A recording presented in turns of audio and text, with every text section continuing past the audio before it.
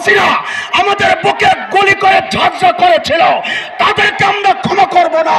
আল্লাহর কসম খেয়ে বলি, তোমরা ওলামায়ে দেওবন্দের ইতিহাস জানো না।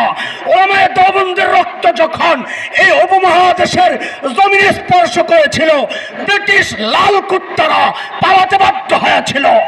ওলামায়ে দেওবন্দের রক্ত যখন আফগানিস্তানের জমিনে স্পর্শ করেছিল, রাশিয়ান শ্বেত ভল্লুকেরা পালাতে বাধ্য হয়েছিল।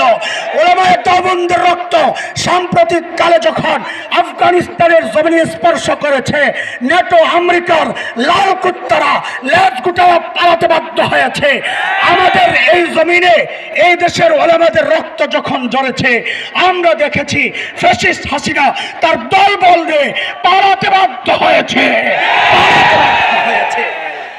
ভারতের পররাষ্ট্রমন্ত্রী, স্বরাষ্ট্রমন্ত্রীদের পক্ষ থেকে সৈন্যদেরকে সতর্ক করা হয়েছে।